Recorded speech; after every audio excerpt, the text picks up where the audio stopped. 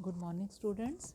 हम फ़िलहाल धर्म और जादू का अध्ययन कर रहे हैं। तो पिछले वीडियो में हमने धर्म का उत्पत्ति की बात की, धर्म की विशेषताओं की बात की और उत्पत्ति के सिद्धांतों में हमने टायलर का सिद्धांत देखा जो कि आत्मावाद का सिद्धांत कहलाता है। उनके सिद्धांत में उन्होंने आत्मा की बात की, आत्मा की दो प्रकारों की बात की।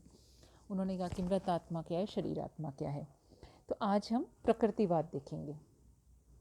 प्रकृतिवाद का सिद्धांत मैक्स मूलर ने का प्रकृतिवाद जीव सत्तावाद का ही एक रूप है।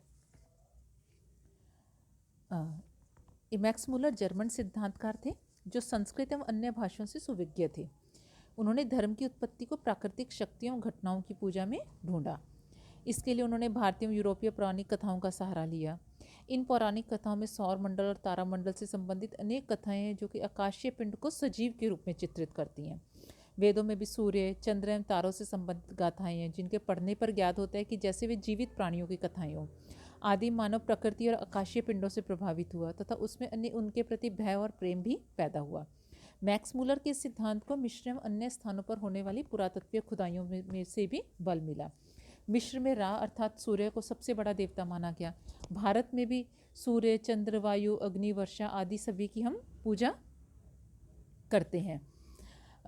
प्राकृतिक शक्तियों से आदि मानव के मन में भय, प्रेम, आश्चर्य एवं आतंक की भावना पैदा हुई होगी जब उसने देखा कि वर्षा की अधिकता और कमी उसके लहलाते खेतों को नष्ट कर देती है, समुद्री तूफान उसकी नाव को डुबो देता है, आंधियाँ कितनी तेज आती हैं तो सभ्यताओं को नष्ट कर देती हैं। तो उसने सोचा होगा कि इन प्राकृतिक वस्तुओं में अवश्य कोई शक्तिशाली वस्तु निवास करती है जो इनका संचालन, नियंत्रण और निर्देशन करती है। अतः उसने इन प्राकृतिक वस्तुओं को जानदार समझा। प्राकृतिक वस्तुओं को जानदार समझना ऐसे रुग्ण मानसिक मस्तिष्क की देन है जो सजीव और निर्जीव में भेद नहीं कर सका। मस्तिष्क की यह गलती त्रुटिपूर्ण भाषा के कारण पैदा हुई। जैसे अक्सर कहा जाता है सूर्योदय सूर्यास्त हो रहा है, वर्षा हो रही है, पेड़ फल और फूल पैदा करते हैं और पेड़ों में कोई शक्ति निहित है। प्रकृति की असीम विशालता एवं शक्ति के सम्मुख जब मनुष्य नतमस्तक होता है तो धर्म का उद्गम होता है। मैक्स मूलर का सिद्धांत एक लंबे समय तक अस्तित्व में रहा। प्राचीन समय से प्राकृतिक पदार्थों एवं शक्तियों की पूजा लगभग सभी देशों में देखने को मिलती है, लेकिन इस आधार पर धर्म की उत्पत्ति ढूंढने पर अनेक कठिनाइयां पैदा होती हैं। इसलिए ही मैक्स मूलर ने प्रकृतिवाद की विभिन्न मानव शास्त्रियों ने आलोचना की है। इनकी आलोचना की गई कि एंड्रयू लेक कहते हैं कि त्रुटिपूर्ण भाषा के आधार पर धर्म की उत्पत्ति एक संकुचित व्याख्या है। केवल प्रकृति पूजा से ही धर्म की उत्पत्ति बताना उचित नहीं है। दोषपूर्ण भाषा के प्रयोग से प्राकृतिक पदार्थों को सजीव समझने की बात को सिद्ध करने के लिए कोई प्रमाण नहीं है। धर्म एक सामाजिक संस्था है।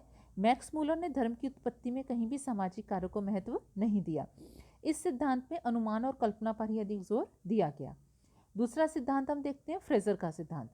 अंग्रेज मानवशास्त्र में स्कॉटलैंड निवासी फ्रेजर टायलर का उत्तराधिकारी था। आपने अपना धर्म एवं जादू संबंधी विचार अपनी पुस्तक द गोल्डन बो में प्रस्तुत किया। तो हम इसे किसका उत्तराधिकारी मानते हैं? टायलर का। तो टायलर का कौन सा सिद्धांत था? आत्मावाद या जीववाद का सिद्धांत था टायलर का। हमने पहले पिछले वीडियो में आत्मवाद के सिद्धांत की बात की। तो इनका जो सिद्धांत था वो फ्रेजर का जो सिद्धांत हम देख रहे हैं उन्होंने पुस्तक गोल्डन बॉ में दिया। आपने मैकमॉलन एवं रॉबर्ट स्मिथ जैसे विचारकों से प्रभावित थे। इन्होंने टायलर के सिद्धांत को प्रसिद्ध भी बनाया और अपने स्वयं के विचार भी उसमें जोड़े। आपके लेखन का जितना प्रभाव बाद वाले धर्मशास्त्रियों पर पड़ा उतना अन्य मानवशास्त्रियों पर नहीं। फ्रेजर ने इन्होंने जो सिद्धांत दिया उसमें इन्होंने टायलर के लिए कहा कि जादू का आधार आदिम मानव ने वस्तुओं की त्रुटिपूर्ण सहसंबंध को माना था। इस प्रकार की साम्यता को वे कारण समझ बैठे। फ्रेजर ने इस प्रकार की साम्यता को ग्रहण किया और उसे सहानुभूति का नियम नाम दिया। फ्रेजर का मत है कि सर्वप्रथम जादू टोनों का प्रचलन रहा होगा और इसका प्रयोग आदिम मानव प्रकृति पर नियंत्रण पाने और अपने उद्देश्यों की पूर्ति के लिए करता होगा। लेकिन जब उसने देखा कि कई बार उसका जादू असफल हो जाता है तो वह अपने उद्देश्यों को जादू के द्वारा नहीं पा सकता, तो उसने एक ऐसी शक्ति की कल्पना की होगी जो उसके जादू को असफल कर देती होगी। वह शक्ति जादू के द्वारा मनुष्य के वश में नहीं की जा सकती। अतः जब उसकी पूजा, प्रार्थना और आराधना करने लगा तो धर्म की उत्पत्ति हुई। इस प्रकार फ्रेजर के अनुसार असफल जादू टोनों ने मानव को धर्म की ओर अग्रसर किया। अतः धर्म प्रकृति के द्वारा पराजित मनोवृत्ति का परिणाम है। इस प्रकार फ्रेजर ने धर्म की उत्पत्ति में दो स्थितियों की कल्पना की। प्रथम स्थिति में जादू टोनों का ही साम्राज्य था। द्वितीय में जादू टोनों में असफल होने पर अलौकिक शक्ति की पूजा व आराधना प्रारंभ हुई जिससे धर्म की नींव पड़ी। नेक्स्ट सिद्धांत हम देखते हैं धर्म का सामाजिक सिद्धांत। धर्म का सामाजिक सिद्धांत इमानुएल दुर्खिम के द्वारा दिया गया। दुर्खिम ने कहा कि धर्म एक सामाजिक तथ्य है और उसकी उत्पत्ति में सामाजिक कारकों का भी हाथ रहा है। अब तक के सभी सिद्धांतों में सामाजिक कारकों की अवहेलना की गई। दुर्खिम ही पहला आप सिद्धांतकार देखते हैं जिसने कि धर्म की उत्पत्ति के सिद्धांत में सामाजिक कारकों को महत्व दिया।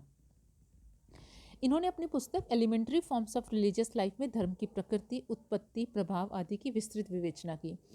उसने समाज को ही देवता माना और कहा कि धर्म सामूहिक चेतना का प्रतीक है। उसने लिखा कि आदिम मानव इतना बुद्धिमान नहीं था कि वह प्राकृतिक और अलौकिक घटनाओं को उसी रूप में समझ पाता जिस रूप में इस सिद्धांत के प्रतिपादकों ने समझा। धर्म कोई इतनी सरल वस्तु भी नहीं कि उसे प्रतिध्वनि, परछाई, स्वप्न व मृत्यु आदि अनुभवों के आधार पर ही समझा जा सके। धर्म का वास्तविक आधार तो स्वयं समाज है। धर्म का आधार तो स्वयं समाज है। इसलिए वह लिखता है, स्वर्ग का साम्राज्य एक महिमा मंडित साम्राज्य है, एक महिमा मंडित समाज है। दुर्खिम पर अपने गुरु कॉलेजस का भी प्रभाव पड़ा, जिसने अपनी पुस्तक द एंशिएंट सिटी में यह तर्क दिया कि यूनानी और रोमन धर्मों का विकास उनके सामाजिक संगठन के विकास के साथ साथ हुआ है। पहले परिवार अपने पूर्वजों की पूजा करता था, नगरों के उदय के साथ सामुदायिक अनुष्ठान होने लगे। दुर्खिम का मत है कि व्यक्ति का व्यक्तिगत जीवन आमोद प्रमोदपूर्ण एवं आकर्षक नहीं था, परंतु जब वह सामूहिक जीवन में सम्मिलित होता तो जीवन में सरलता आ जाती एवं विशेष सुख का अनुभव होने लगता। दुर्खिम विश्वासों, अनुष्ठानों को धर्म में सम्मिलित करते हैं। विश्वास दो प्रकार के हैं, पवित्र विश्वास और अपवित्र विश्वास। पवित्र का संबंध धर्म से है जबकि अपवित्र का संबंध जादू से है, परंतु इसका तात्पर्य यह नहीं कि प्रत्येक पवित्र वस्तु का संबंध धर्म से है। पवित्र वस्तुएं समाज और सामूहिक चेतना की प्रतिनिधि हैं। पवित्र को अपवित्र से दूर रखने के लिए विभिन्न संस्कारों, उत्सवों, आचरणों को जन्म दिया गया, जिनके पीछे संपूर्ण समूह या समाज की स्वीकृति एवं शक्ति है। दूसरे शब्दों में ये विधि विधान एवं विश्वास समाज की सामूहिक सत्ता एवं चेतना के प्रतिनिधि हैं। इसलिए व्यक्ति उनके सामने झुकता है, उनसे डरता है और उनके अनुरूप ही आचरण करता है। इसका कारण यह है कि व्यक्तिगत शक्ति की तुलना में समूह की शक्ति महान है और यहीं से धर्म की नींव पड़ी। इन्होंने ऑस्ट्रेलिया की अरुंटा जनजाति का उदाहरण दिया। आपने कहा कि आदिम लोगों को धार्मिक अनुभव सामूहिक उत्तेजना के कारण हुए। एक गोत्र के सदस्य त्योहार एवं उत्सव मनाने के लिए एकत्रित होते हैं। सभी सदस्यों को एक साथ एक स्थान पर एकत्रीकरण से सामूहिक चेतना का निर्माण होता है, जो कि व्यक्तिगत चेतना से भिन्न होती है। सामूहिक चेतना सामूहिक शक्ति का प्रतीक है, जो व्यक्तिगत शक्ति से श्रेष्ठ है। यह व्यक्ति समूह की शक्ति को स्वीकार करता है और उसके मन में ऐसी शक्ति के प्रति भय, श्रद्धा एवं आदर की भावना पनपती है। उसके लिए समूह या समाज ही धार्मिक पूजा का प्रतीक बन जाता है। इस प्रकार व्यक्तिगत जीवन और सामूहिक जीवन के भेद ने ही मानव को समाज की शक्ति का अनुभव कराया और इस शक्ति को वह ईश्वर समझने लगा। टोटमवाद में दुर्खिम ने पवित्र और अपवित्र को समझने के लिए टोटमवाद का सहारा लिया।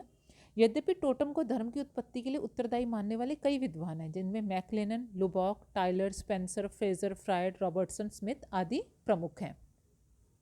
फ्रायड ने 1913 में टोटम एंड टैबू नामक पुस्तक में अपना सिद्धांत प्रतिपादित किया। दुर्खिम ने भी इससे अपने सिद्धांत में सहायक एवं आवश्यक तत्व के रूप में स्वीकार किया। आपने कहा कि ऑस्ट्रेलिया की अरुंटा जनजाति सबसे आदिम जनजाति है। उनमें टोटमवाद प्रचलित है और टोटमवाद ही समस्त धर्मों का प्रारंभिक स्तर रहा है। वह टोटमवाद को इस प्रकार स्पष्ट करता है, टोटमवाद नैतिक कर्तव्यों और मौलिक विश्वासों का वह समूह है जिनके द्वारा समाज पशु, पौधों और अन्य प्राकृतिक वस्तुओं के बीच एक पवित्र और अलौकिक संबंध स्थापित हो जाता है। आदिवासी ये मानते हैं कि टोटम में अलौकिक शक्ति का निवास है जो उनके सामाजिक जीवन को नियंत्रित करती है। तो इस प्रकार हमने देखा कि दुर्खिम ने धर्म की उत्पत्ति के लिए टोटमवाद का सिद्धांत दिया और इसमें वो पवित्र और अपवित्र वस्तुओं की भी बात करते हैं। तो इस प्रकार आज हमने धर्म से संबंधित सिद्धांत देखे, जिसमें वो धर्म की उत्पत्ति की बात करते हैं कि धर्म की उत्पत्ति कैसे हुई। अब हम धर्म के प्रकार्य के देखें तो धर्म के प्रकार हैं कि लोगों को मानसिक तनाव में संवेगों से मुक्ति दिलाता है। धर्म सामाजिक मूल्यों मान्यताओं की रक्षा करता है। धर्म समाज में नैतिकता को बनाए रखने में सहायक है। धर्म समाज में एकता पैदा करता है। धर्म सामाजिक नियंत्रण का कार्य करता है। दुर्खिम के अनुसार धर्म पवित्र व अपवित्र में भेद करता है। धर्म व्यक्ति में सुरक्षा की भावना पैदा करता है। धर्म मानव में सद्गुणों का विकास करता है। तो इस प्रकार से आज हमने धर्म के विभिन्न सिद्धांत देखे। तो आपने आज इन 2 वीडियोस में टायलर का, दुर्खिम का, फ्रेज़र के सिद्धांतों की बात की। इनकी पुस्तकों के नाम आप अवश्य याद रखिएगा, क्योंकि आपसे ये पूछा जा सकता है कि दुर्खिम ने धर्म की उत्पत्ति से संबंधित सिद्धांत अपनी कौन-सी पुस्तक में की दिया।